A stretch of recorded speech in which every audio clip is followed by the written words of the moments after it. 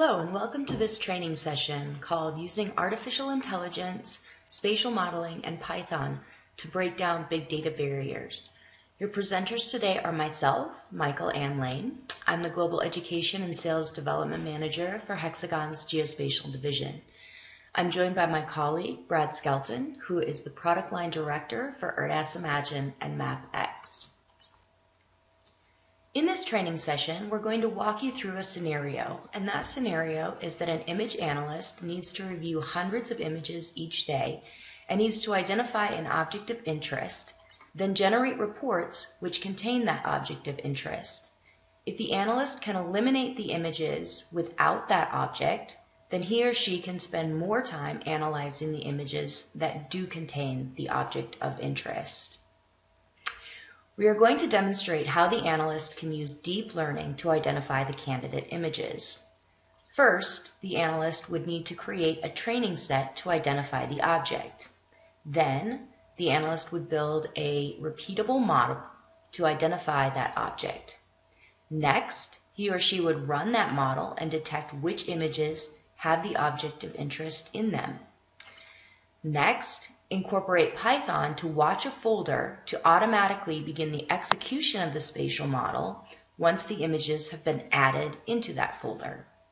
And then finally, call a Python script after the execution to send an email notification to alert the analyst if the model has actually found that object of interest in the images.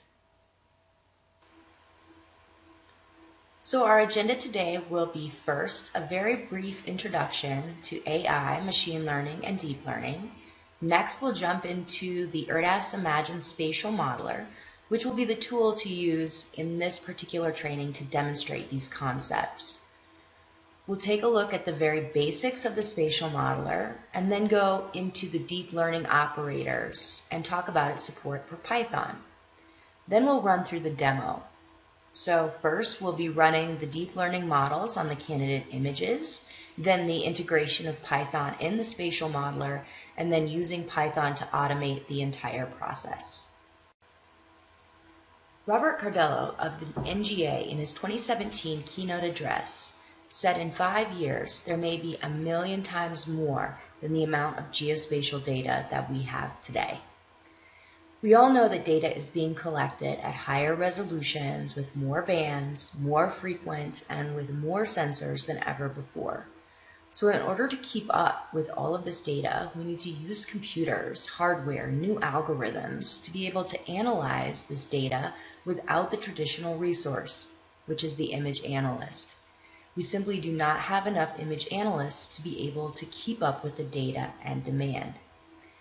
And that's why artificial intelligence, machine learning, and deep learning are so important moving forward to be able to analyze all of this new imagery. AI is a broad term, and it refers to this broader idea where machines can execute tasks in an intelligent way. Machine learning, this is the process of using mathematical algorithms to parse data, learn from that, find the anomalies, and predict future outcomes so that we can cluster events or patterns together. So machine learning is a specific type of AI put into practice, and it continues to learn from the data as it is brought in, and therefore it can continue to learn and become more accurate as data and training is acquired. Deep learning uses software to emulate how the human brain functions and identifies information. This is the specific type of AI that we're going to be using in this training example. And even further to that, we are looking at object detection. So how can we create efficiency through artificial intelligence?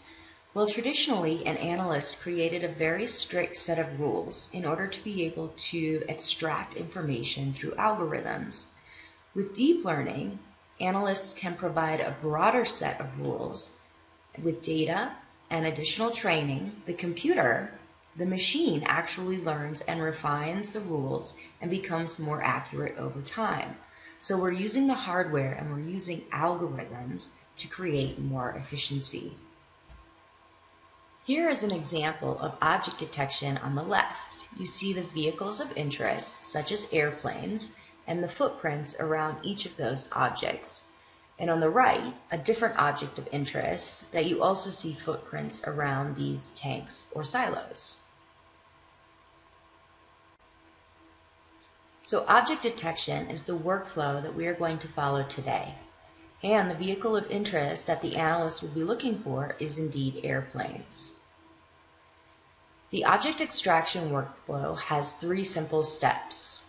First, like all classifications and object detections, we need to gather training data. It's a very critical step to have quite a lot of training and as accurate as possible to produce the most accurate output. The second step is to initialize the deep learning detector. So this means running the training and saving that training.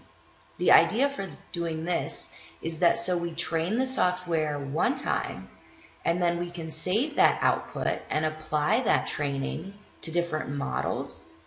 So we train once, detect many times. And then finally, we perform the object detection, and that is the final step to get the output of the footprints of our objects of interest. For the best accuracy, you need to train the software using hundreds of different samples. As you can see here, the airplanes, or our object of interest, have varying sizes, shapes, colors, and models. So in order to teach the software what an airplane is, we have to take multiple samples of all of those different varieties. These are all placed into a folder as a JPEG or a PNG, and the software continues learning from these training samples. Here you can see the collection of those training samples. This can be done in the software such as Imagine. Imagine has a specific interface used for machine learning and deep learning for the easy collection of these annotations. So as you can see the bounding box to identify your features of interest very quickly and easily and place those into a folder, such as we saw on the last slide. All of the contents of that folder will be used for the next part of the process to initialize and save that training. So the Imagine Spatial Modeler, which we will use today, is a giant set of tools. And the analogy here is that it's like a big box of Legos. Each one of the individual Legos is an operator, and an operator can be 1, an input data set, or 2, a calculation or function, or 3, an output. So you can connect these different Legos into a customized workflow to build your own algorithms. Whether it's a very beginner level and simple algorithm and workflow, but it could also be a large professional application, all of which are customizable to be repeatable, they can be batched, and can include operators such as machine learning and deep learning. The Spatial Model Editor is the primary model authoring environment. You can see that it is a graphical user interface to connect your inputs, functions, and then output operators. Your inputs can be a variety of different data sets, such as raster, vector, point clouds. You can use the function or calculation operators to perform algorithms on each of these different inputs. You can receive real-time feedback and previews so that you can make adjustments in your model, change values, thresholds, etc., and see that output immediately before you actually run the output and create the final output data set. The Spatial Modeler has over 500 operators to choose from to be able to build these customized algorithms. However, if you don't find the operator that you need, we have the ability to connect to and extend these spatial models. One example is using Python. So there's 2 ways to incorporate Python.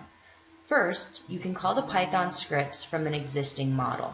The second way is to use the spatial model operators within an existing Python script. So you're going to actually see both of these examples today in the training. You can also extend and use a command line operator. And even further, you have the option to develop further using the Spatial Modeler SDK. In this way, you can create your own algorithms and add them as their own individual operators.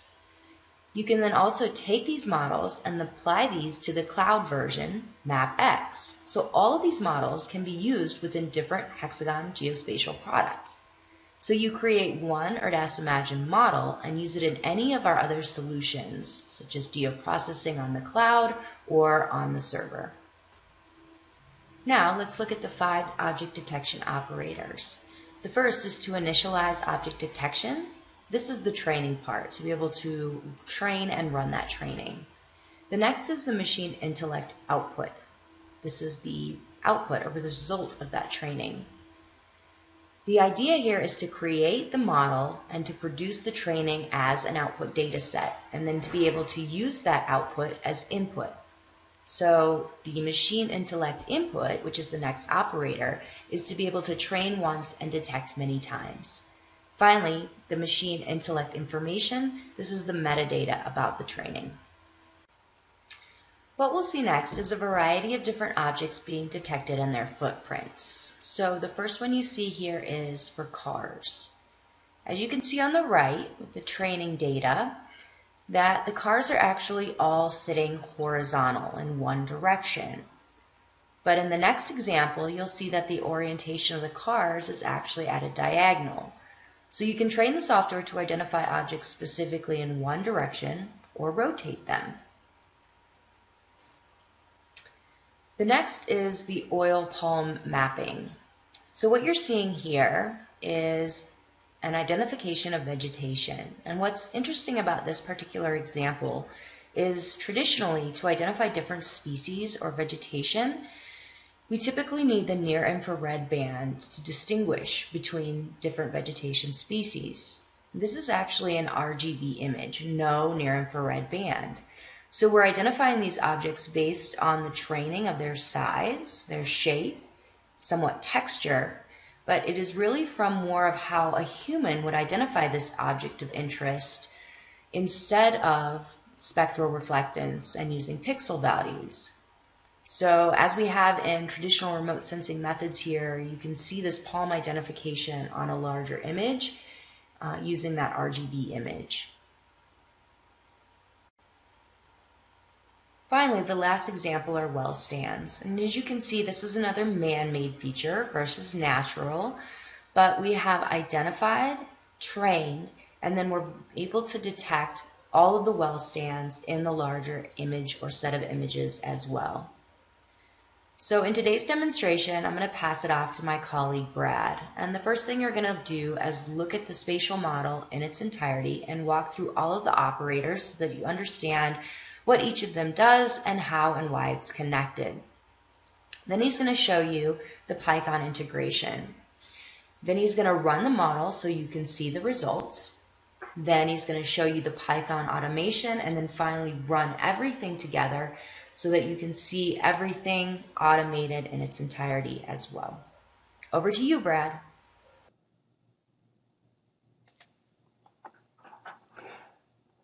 Thanks, Mike. Thanks for the introduction.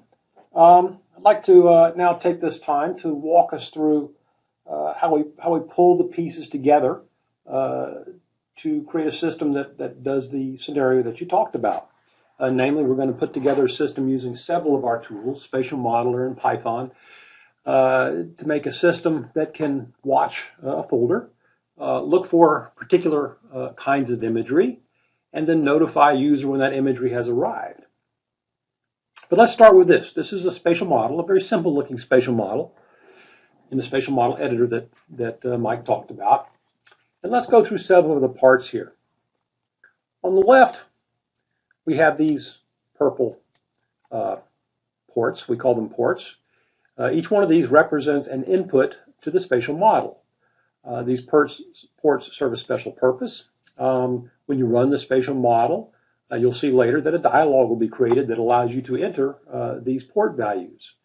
Or if you were to run this spatial model as sort of a standalone process, and we'll watch that too, these ports then become the names of arguments to the model so that you can provide it input at runtime. So we've got one port in which you name a folder. That's because we're going to use an operator that's called the multi-file name input. This operator will scan a folder, and the folder today is going to be this one. We're going to be looking at this folder that has 6 images in it. And what's going to happen is this operator will find all the images with the given extension and will construct a list. and that list will then be fed to this iterator. And we'll come and talk about the iterator in a moment. The iterator lets you apply an internal set of operations to a list, one item at a time. So many people want to do something like a for loop or a goto loop. Well, an iterator is constructed to do that in a more efficient fashion. One of the nice things about iterators is that it allows the system to use multi-threading to operate on multiple things at once if the internal components of the iterator are appropriate for that. We're also inputting the machine intellect. So we're not going to be doing the training here today. Training, as you could probably tell, is a long and tedious process because you simply need to go out and identify or capture or annotate hundreds, if not thousands, of the candidate item, in this case, airplanes. And we've already done that work before, and we've run our training tools to create this machine intellect. The machine intellect is a set of information that is the networks and the training and the values that came out of the setup process, and it can be reused again and again. So in this case, we're allowing the user to pick which intellect that they've previously created. And then lastly, we have this filter. We're allowing the user to disregard detected features that happen to be smaller than a certain size. And I'll show you how that works later. This is the iterator. As the iterator runs, the output of the iterator gets collected itself in a list. Into this list, then we can output as a report. So in the end, what's going to happen is you'll get a report. It names each one of the images, and it gives an indication of whether the image did or did not contain an aircraft. And that report is persisted out to a text file that we could look at afterwards. But let's look at the iterator. So I've selected the iterator, and let's expand it. So an iterator is sort of like a sub-process, or it's a sub-model, really. And you can see that even within this iterator, we have ports on it. Each one of these three correspond to the three items that were input to the iterator. And let's kind of walk through this from left to right. We have a file input. And we use that file name several places. This is the image file name. Probably more importantly is we use it as input to the raster input. Raster input is that part of Spatial Model that can open up any one of dozens of kinds of raster imagery. So this doesn't work on just one kind of imagery. It works on any one of the kinds of imagery that our operators support. Next is this operator that Mike showed before called the machine intellect input. This one reads in the content of the previously saved training and then makes it available to this object detection. And this really is the key to this whole operation. This is an object detection operator. It's built on the TensorFlow technology beneath. That's the TensorFlow that Google has created and made available to the public. And so what this does is it takes the image, it takes the training set, and then it will find all occurrences of things that match what it was trained to match. And the result of this will be what we call a feature set, a list of features, which are polygons with attributes, that are streamed into the rest of the model. Now, we've placed after that this measure item operator. Purpose of measure item is to determine the size of each of the operators. And in this case, it's going to be in a square units area. And that size then goes through this filtering operator to eliminate, or rather keep, those things that meet the size criteria. So now we have a possibly reduced list of features that go into this generate functional attributes, which is then allowing us to determine if determine how many operators there are here, because this select attribute then is going to let us use just one of the, doesn't matter, just one of the attributes of it. And that's going to give us really a count of how many there are. And if it's empty, then we're going to say no. And if it's not empty, we're going to say yes, it contains something. That feeds into this dictionary along with the image name. So this is really constructing that list of images and an indicator of whether it does or doesn't contain an airplane. At the same time, that determination of whether it contains something or not goes up to this if operator. sort of a decision flow operator. So if it is determined that this thing does contain airplanes, then what we're going to do is use this part of the model. First thing here is it's going to do a features output. So what this is going to do is take those features that were discovered and persist them to some file format. We're going to use shape files in this case. So this part of the model is just constructing a shapefile name from the image name that parents it. So we're going to take the base name of the image, append aircraft footprints.shp, and then feed that into the features output. And so we will get a file that goes with each one of the images for which there was an aircraft discovered. Now, but what about this email thing I was talking about? I'd like to notify people. Well, Spatial Modeler doesn't know anything about email. We don't have email operators, but that's not a problem. This is one of the cases where Python is your friend. If we look at Python, you'll find that it's got many, many sets of modules that can do many different things. In this case, there's a module called email. And we're going to use that email module to create a function called notify via email. We're going to feed that function an image name and a shapefile name. And the idea is that this function is going to construct an email with the text that notifies the user about the image and the shapefile, and then it's going to send that off. It's going to construct a message, and then it's going to contact the email server and send the mail. Now, in this case, we're using an email server within the organization. And what's good about this is this won't go outside the organization. It stays within it. This is just a way that we could alert people within. Now, you would certainly want to put logic in here, I think, that makes a determination of who gets notified. We haven't done that in this simple case. It's just going to notify me of any of these things, but certainly you could build whatever rules you want into the Python script to determine who gets notified. And so this is all wrapped up in this one nice little function, but that's great. How do I use it in my spatial model? So we've got this script here, this Python script operator. I drop it in, and now I have to configure it. So let me right-click and configure this operator. And this is going to let me go select a Python script. So let's go to that folder where that Python script I was just looking at is saved. There it is, notify user.py. Say OK. And what this does is it opens the Python script file. It parses it. It discovers those two inputs that we saw, and it creates those as ports on this operator. We've arranged this operator so that the shapefile name that came in is actually what comes out of the output. So now let's use this. What I'd like to do is insert it right here after the features are done. The idea being that once the features are saved, we're then going to fire off an email to the user who can then go look at the imagery and the features. So the first thing we probably want to do is feed in the image name, and that's way back here. So let's go get that. Image name goes from here to there. And now once we've got that hooked up, what I'd like to do is disconnect this. This is the shapefile name. We were outputting that to there before. Now we're going to feed the shapefile name into here. And since that name is just fed through, we're just going to do like that. So now we've inserted email notification using Python into our spatial model that uses deep learning. So let's run this.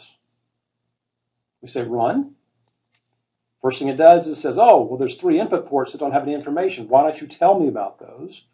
So the first thing is this data directory. I've already got it filled in, but I could use this to go find it and set it. 100 is a good number for filtering the area. It's just 100 square meters. And then the machine intellect. This is the one that we've previously trained, so I'm going to use that. So I'll say OK, and you'll see that it's going to go off and it's going to start processing. Now what we're going to do is watch our email. We're going to let that run, but we're going to bring up our email, and I should get emails in here as each one of those images that contains an image, an aircraft, I'm sorry, is discovered. So let's let that run for a few moments.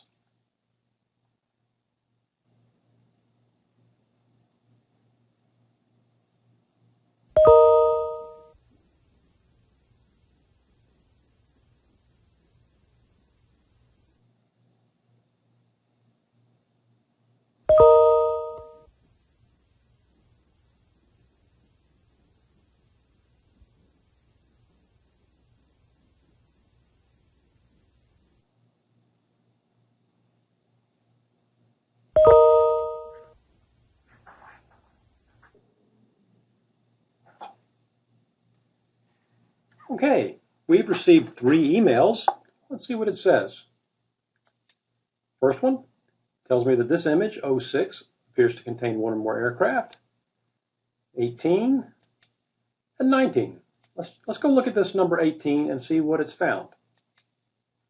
So let's dispense with our spatial modeling window for a minute and bring up an image viewer. And we'll go find that file, 18, and take a look. So here we go. Let's fit the frame. And there is an airplane in it. Now, when I looked at this file initially, I missed it, glancing over it quickly. But let's see where it says the airplane is. You know, we've got one shapefile for each one of the results. So let's take the shapefile for this number 18, overlay it, and see what we get. And there we go. It has laid it right on top of the aircraft, so that can drive me for where to go look. So now that is a demonstration of our automated detection of aircraft in imagery. So what we'd like to do now is extend this. This scenario has all the imagery in one folder already, and I set it loose. I go look through them and find them. But there's a more common scenario, which is that I have imagery arriving daily, maybe hourly. And what I'd like to do is have that arrive in a particular folder and then have the system know when it's found that, and then go run this same process, the individual process, one at a time. So let's look at that. So let's get rid of this one, and let's instead go look at a simpler version of this spatial model. We've taken out the iterator. This guy's going to operate just on one image at a time. So you'll notice also we've done several changes to the model in this case. That constant we use for filtering is built into the model. The user's not going to input it. Same thing with the machine intellect, built into the model. The user doesn't have to supply it. The only thing that we supply to the model now is the image name. But in every other respect, it is the same as the content of that iterator down to the notification via email. But now, how to have this run when something comes into a folder? That's the problem. That's also something that you don't do with Spatial Modeler itself. You don't leave Spatial Modeler running. Spatial Modeler is more of an algorithmic engine that can operate on data. You'll notice that data flows through the system in sort of a fashion. As a matter of fact, Spatial Modeler works by asking for data on the end, and then these calls propagate backward to feed stuff through the system. So that's not what you use to sit there and just watch a folder. What's nice, a nice way to do that, once again, is Python. So it happens to be this nice little module for Python called Watchdog. And what Watchdog does is it lets you do lots of kind of monitoring things. In this case, we're going to let's go to the end and look at this. In this Python script, what we do is we use this observer. This observer is a module out of that a class out of that Watchdog module, and we use that observer along with my event handler. So my event handler is a function we define right here, and what this does is it says I'd like to take the events that come in from watching a folder, and there's many things that can happen. I can have items added to, I can have items deleted from, I can have items modified. The only event I'm going to search for here is on created. So when a file is created, what I'm going to do is start off a new thread. And that thread is going to watch the file. Now, the reason I do that is because watching a file, you'll see, takes time. When a file is created, when I'm copying a file to a folder, for example, it comes into existence, but it's not complete yet. However, this thing says there's a file there, but you can't start processing on it until it's completely copied there. And the only indication you really have that a file's copy is complete is the fact that it ceases to be modified, that the modification time becomes stable. And so what this does is it sets up a little loop that monitors that file. So every several seconds, it checks the time of modification again. And as soon as the modification times cease to change, or rather when the modification hasn't happened after a given period of time, then it will determine that that file is no longer being modified, at which point it will process that file. Now you could have multiple of these watches going on at the same time because it's using multiple threads. But now let's back up to this process file. What are we going to do when we've determined that we've got a new file? Well, what we're going to do then is we're going to print a message. We're starting analysis for that file, but more importantly, we're going to construct the arguments to our spatial model execution engine to go run that same model we just looked at. So we have a tool called SM process. That's really just the spatial modeler process that can take and execute any spatial model. So in this case, we have to give it the name of that spatial model process and where it was installed on the system. This is just a typical Imagine installation location. And then we're going to give it the full path to that model. So this is the model we were just looking at in Spatial Modeler. It's in our demo folder. And then lastly, what we're going to do is pass it the file name. This file name is the file that was created, passed into us, and we're going to then construct an argument where we say image name equals that file. So if we come back here and look, for example, we'll notice that the input port is image name. So what that's doing is letting us get that file name into the spatial model. So we use this Python tool called subprocess to run the spatial model process, give it the model, and give it the input. And then we wait for it. So let's actually watch this running. I'm going to take this Python script, and I'm running in Visual Studio Code. It's a very nice environment for quickly putting together Python scripts, running them, debugging them, etc. So I'm just going to run it from here. Now, in a real situation, you wouldn't run it from here. What you would do is probably set up a Windows service to run the Python script. That would work fine. But in this scenario, we can actually watch it more closely and see what's happening. So let me actually still running. Let me go back here and make sure that my folder. I've got a folder here,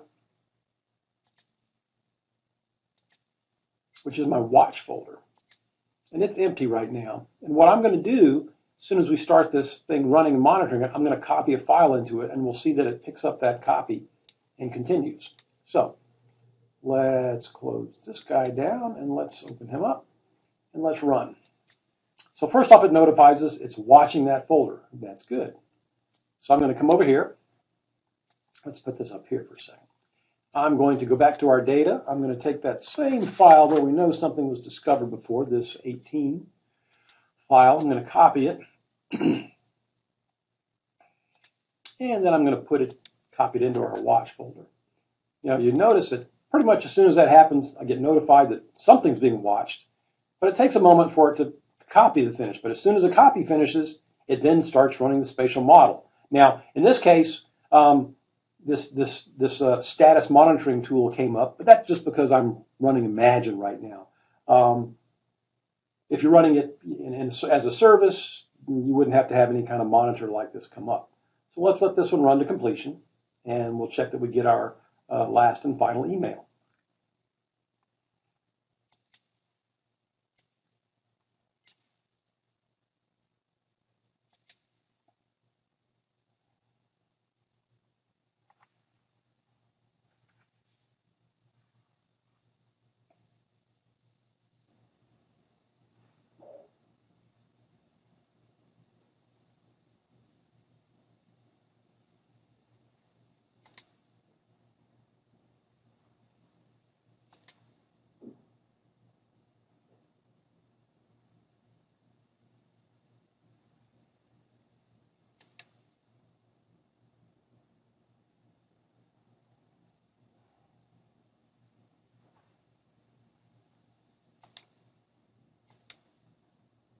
And we got our final email from it. It's found that same image.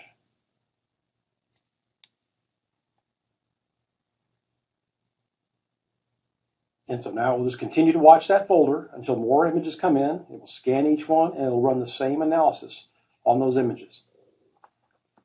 So I hope this was instructive. This is just an example of some of the pieces we had that can be put together to build a sophisticated system for doing this sort of automated monitoring. That's it. I'll turn it back over to you, Mike. Thank you.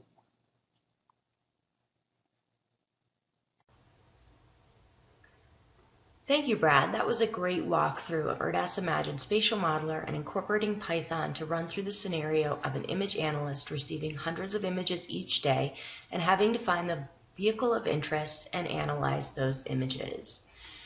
I wanted to point out that in this training, we will add the presentation in PDF format so that you can also review the documentation, specifically this last slide that I'm showing.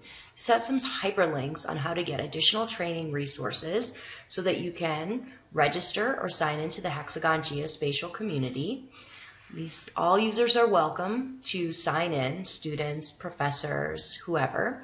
And you have access here to the knowledge base, discussion boards, and as a part of that community, you can ask questions, answer questions, and as well, our support team and project managers also monitor this site to help you get the questions answered that you have regarding ERDAS Imagine. Next, if you want to play with the solution a little bit more but don't have access to the software, you can request an evaluation license using this hyperlink, and someone will be in contact with you to get that eval to you. Next, you can also visit the ERDAS Imagine product page. Here you can find all sorts of different case studies, white papers, technical information, links to e-training, which are 5 to 15-minute long videos that tell you specifically how to do tasks and functions within ERDAS Imagine. And at the very, very bottom of the ERDAS Imagine product page, here's the hyperlink, you can see free analytical recipes. These are spatial models. There are hundreds of them in this link that you can review, download, save as, and then piece together. So you can use all of these to be able to create your own complex models using pieces that we have already created. Finally, the education page has the education frequently asked questions. So which links do you go to look for system requirements? For the installers for ERDAS Imagine, licensing instructions on how to install and get ERDAS Imagine up and running, as well as the education brochure. So you can learn more about not only ERDAS Imagine and our desktop portfolio for education, but as well all of the other opportunities and other technology that we have available for education, including server, cloud, and geospatial apps that you can produce and build as an academic. If you want more information about our academic program, you can always reach out to me. My name is Mike Lane, and my email address is mike, M-I-K-E, .lane, L-A-N-E, @hexagon.com. You can also go to our education page, as I said, and look at the different bundles for desktop, enterprise, cloud applications, APIs for building your own applications, grants, partnerships with other nonprofits, and so forth. So we do have partnerships with academic institutions such as the USGIF, as well as the Youth Mappers, and other great institutions out there. So if you have questions or want to reach out and contact me, don't hesitate. I'm happy to answer questions as well. I offer for our customers free technical updates every year, and I also do a lot of guest lecturing. Obviously that can be virtual these days and not in person. So we look forward to any questions, comments, or feedback from this training, and we hope you learned something new today. Thanks from all of us at Hexagon Geospatial.